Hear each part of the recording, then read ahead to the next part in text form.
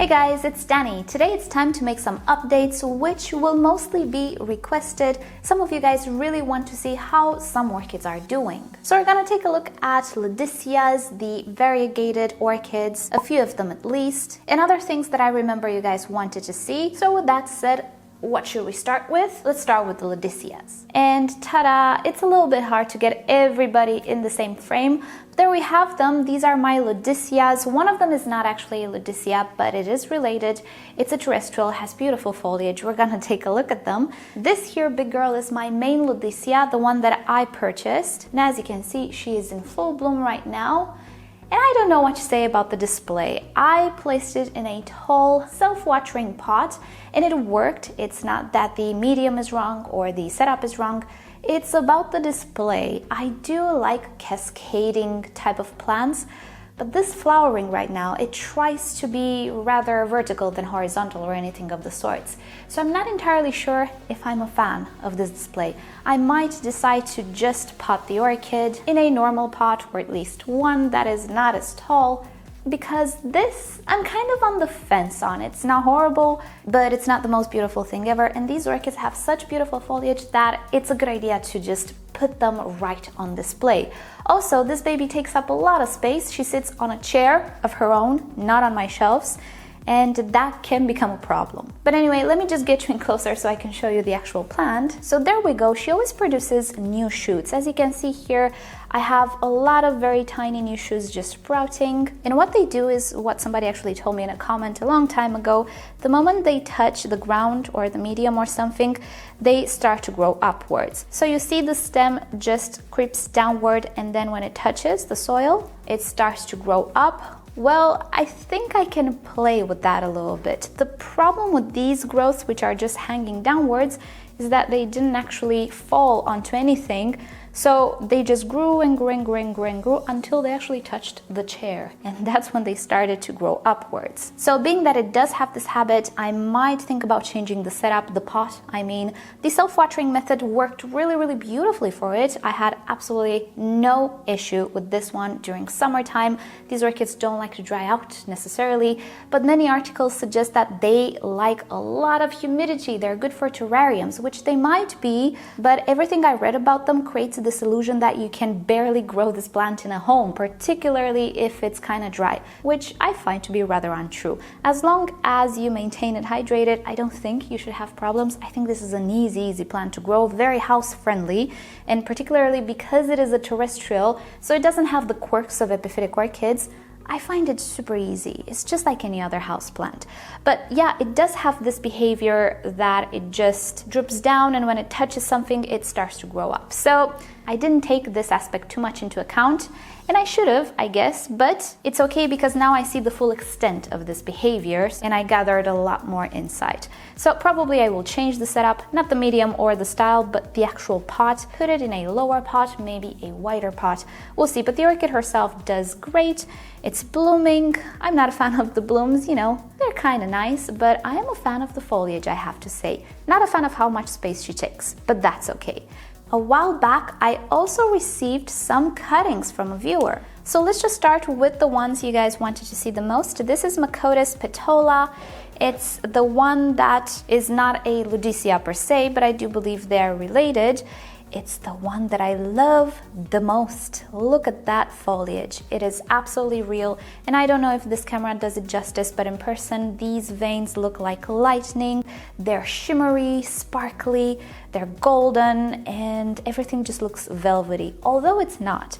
This green is just amazing. I'm in love with this orchid. So this is her. I do believe she rooted. I do think I have either a root, either another new tiny growth or offshoot here. In any case, it did develop a little bit. It matured this leaf. I'm not entirely sure if it was already there. It grew this leaf and now it's working on this one. Being that it was a rootless cutting, we did have a little bit of setback, if we can call it like that, on these plants, but it's nothing much. And yeah, she's doing absolutely fantastic. So if you didn't know about this orchid, well, now you do. You can find it for sale at orchid nurseries, not necessarily in flower shops, although I think some of you guys are really lucky and you have something like this in flower shops. I don't remember ever seeing it here. We only have the Ludisias from time to time, But look at that. I don't even care how the flower looks like on this orchid. So amazed by the foliage. So yeah, I'm happy to say she's doing well. One thing though, I need to change the location of these orchids because there isn't enough light. These are lower light plants, and as you can see, they did okay. So I might move them under my LED panel, which is kind of bright, but maybe I can put them on the edge or something because I do believe they are lacking light. Let's move on. This is the Ludisia discolor variety Alba. It is what I showed you earlier, but the Alba variety. And there is quite the difference. Let me just put them, I wanted to put them side by side, but this flower is photobombing my frame here. So you can see by the looks of the foliage, this one is darker, that one is lighter colored. That is why we're calling it an Alba variety. I lost a leaf here, but this one is growing nicely. This one started to grow nicely as well, and I do believe I have roots now. Again, this was a rootless cutting, and it took a while until it actually rooted, but I think she is okay. And lastly, we have another Ludisia discolor, but this is a variety Dawsoniana red strip. It's different than what I have in the sense that the strips are actually pretty red, or actually pretty pink now that I look at them. So let me just try to give you a comparison once again. I think you can see that the difference is in the stripes. On the Dawsoniana, the stripes are a little bit redder, maybe rose gold. Anyway, really beautiful plant as well. This one is actually doing the greatest. She grew quite a bit. She didn't lose any leaves, and I do believe I have roots as well. I might switch them to something else. I rooted them in moss because it was just easy for me, self-watering, so they can stay wet all of the time, but now I can go with a terrestrial mix for them. Maybe I'll think about a different type of pot. I don't know. I'll see about it, because this type of plant deserves a nice pot, right? This is very practical, but not that nice, you know? So I'm thinking about it. Anyway, the Ludisias, as far as I didn't really like them before, I kind of really do now. And I think they kind of like me too. Next orchid you guys wanted to see is my Variegated Cattleya. This is the Moscombe variegated version. And there she is. I still have her, thank goodness, but I have to tell you guys, this is the finickiest, or rather the most sensitive Cattleya that I actually ever had. Usually for me, Cattleyas are so easygoing. I rarely have any type of issues with them. This one, oh, we had some issues. We lost some growths. We lost this growth, this one here. I need to repot it just to remove those growths and tidy it up a little bit. But in the end, we kind of pulled through. So we do have some new growths here. You can see they are developing here. We also have some roots. But in comparison to other Cattleyas, I really don't like the way she's responding to this medium, to the style of growing.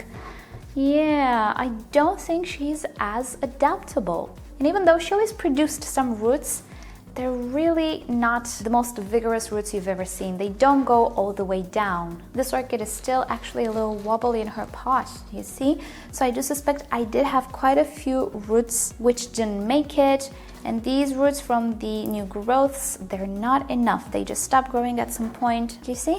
They just stop growing and they just wither away. And these are new roots that grew here. It's not that the roots didn't adapt to this medium because they were used to a different medium. It's just the way that they respond. Unlike other Cattleyas, this one, I'm not sure if she's having semi-hydro / self-watering, whatever, leca medium. So I'm so tempted to just switch her to an organic medium, the moss-based. A combination with the leca, of course, in the mix because I have a lot of leca. But yeah, this one is finicky, at least for me it is. Therefore, next thing on the menu for this orchid is a setup change. I kind of worked out a little system, even with the organic medium, that allows me to not take a lot of time with watering. And that system is moss, long-lived moss. It is so wicking that I don't have to go and soak the pot, go at the sink, all of those things. I can just keep my spray pump routine, and of course with the flushes. The downside, it breaks down, of course. That's the downside of any organic medium. But hey, I'd rather go through that trouble than lose the orchid. So I still have the orchid. I'm just not very happy with how she behaves, and especially with the root system. Another orchid you guys wanted to see is my Arachnis. This is the variegated one, and isn't she a beauty? This is a Vandaceous type of orchid, but I discovered that it actually does pretty okay for me potted as well. Not sure if semi-hydro is the setup for it yet, but I'm not complaining, she's doing quite well. I don't suspect she liked my winter time. It was kind of gloomy this year, but she's gonna go outside. She can handle hot temperatures really well. I had her outside last year as well, and she did wonderful. And yeah, I have no complaints other than she's not blooming, and there isn't any old flower spike on it just yet. She's a big girl though. She did put on quite a lot of height, and this orchid will just continue to grow higher and higher until, I don't know, until you cut the top, but I don't intend to do that. But there she is. She is quite well rooted here, but she is the type that creates a lot of upper aerial roots. I can grow it vegetatively, obviously, and she's doing wonderful, but I'm waiting for those blooms. I'm not entirely sure when the blooming season is and things of the sorts. I don't have a lot of experience with it, but at least she's doing okay. I might opt for the orchid top pots. You remember which ones I'm talking about? I always loved those pots, but I could never find a perfect use for them.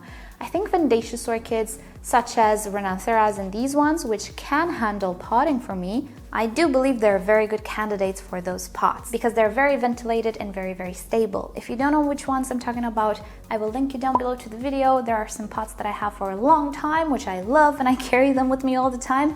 But I don't know what to do with them. I want to do something with them. So I'm thinking I will put this one in one of those pots. I think she will appreciate the air, so I'll think about it. I know for sure one of you guys recently asked me about the Dimorphorchis lowi. If you don't know the story with this orchid, this is a seedling sent by another YouTuber here on the platform called John Greco. I'll link you to his channel down below. And he actually sent these seedlings to a few other YouTubers. So this happened about a year and a half ago or so. I first tried it with Leka. He didn't enjoy it. He wanted more moisture. At least this is what I thought he did.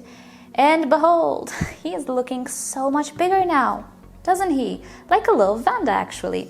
And while he is actually doing better in a more water-retentive medium, I just watered him. And he's also growing quite a lot of new roots. Well, it's springtime and it's growing time for him. Although this is a continuous grower, Vandaceous orchids for me this winter took a bit of a pause from growing very fast. They continue to grow but very slow. Last winter was a breeze. It was like 1 month of a little bit of clouding and then summer again. This time, oh no, we have another kind of coldish wave coming in right now for the next few days. It's gonna rain a lot and I've already put my Vandas outside, what to do. So yeah, this year is a little bit cold. So all of the Vandaceous types, they kind of took a break in the winter. Now though, they're kind of starting to grow. Sadly, winter isn't over, kids. So anyway, he's doing fine. I do believe the setup change was beneficial for him. We'll see when he grows up to be a big Vandaceous type if he still likes water. I suspect he will be more like the Vandas, but now while he's tiny, he needs a little bit more pampering. Next up, my Phalaenopsis schilleriana. I was about to say Stuartiana. Somebody actually asked me about this one, and I postponed filming it because I didn't know what was wrong. I didn't know what she will do. My schilleriana acted a little bit weird for me this year. She is in a totally new medium, organic one. I think we see a trend here. These are updates on orchids which had a little issue, but now they're pulling through. The solution with all of them was a setup change. Most of them are doing better right now, some of them not so much. I'm not sure what this one will do. So what happened with this one is that all of the older leaves started to become kind of limp. Do you see this? This is an older leaf and it has a lot of wrinkles. It's very, very limp. And I believe I was okay with watering this orchid. Maybe I wasn't. Maybe the setup was a little bit too dry for it.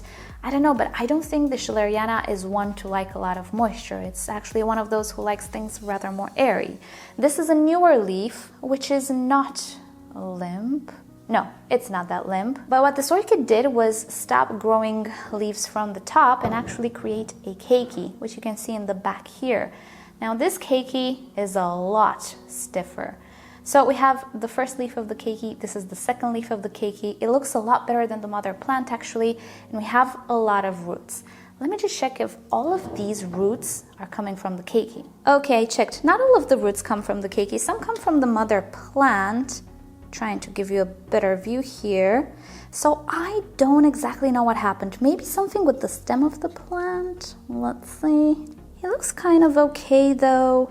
I don't know, this keiki started to form last year at the beginning of winter or something, and all of the other leaves, they fell around 6 months ago. So these leaves are still okay on the orchid for the past 6 months or so. Well, this one is not very okay, but she's like this for the past quite a lot of time. And she's not hydrating, she's not doing anything, so maybe there is something with the stem of the orchid, or actually maybe with the crown, because there is no reason for this orchid to just grow a keiki and lose leaves unless there is a serious issue with it. So this is what the schilleriana is doing right now, and hopefully this year I'll figure out what's wrong with it. I might actually lose the mother plant and have the keiki, because the keiki actually looks so much more robust than the mother plant.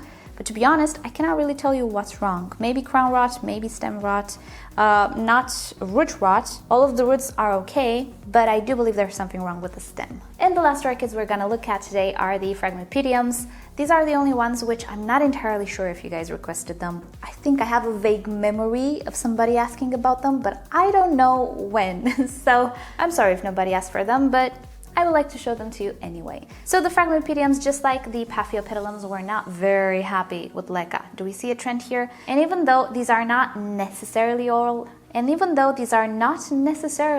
terrestrials, some of them are coming from very, very, very wet regions, particularly the Bessae, which actually grows on rocks which are always flooded with water, so the roots are constantly moist. And well, as you can imagine, semi-hydro was a little bit too dry, although semi-hydro just officially kind of became the setup to have for them. That's what I hear anyway. A lot of people have success with semi-hydro in them. I don't in the summertime. In the winter it's better, I guess, but in the summer not so much. So I switched them to an organic medium. I keep them in a little bit of water. I think they need watering right now, but they are actually doing a lot better in this medium. So in the back there we have the Bessae hybrid, which is the one I am expecting the most to bloom because it has red flowers, and you know me and red flowers. He looks a ton better than he used to. No more dieback. Do we see any more dieback? We don't. And this is because there hasn't been any new dieback. So we kind of fixed the little dieback situation problem, and the orchid is looking so good. These are some growths which are pretty big, but I cannot say that I detect any swelling up. Ooh, maybe here? I don't know. I don't want to have high hopes for the flowers. But these fans look kind of mature, I guess. Maybe they could bloom soon. They did start new fans down at the base. It's full of little nubbins just starting to take off. In the back there we have the Ainsworthy, which I kinda not really divided, but I had to take off a lot of growth, a lot of fans which were dying off on it. And again, do we see any more dieback? We don't. This is old stuff.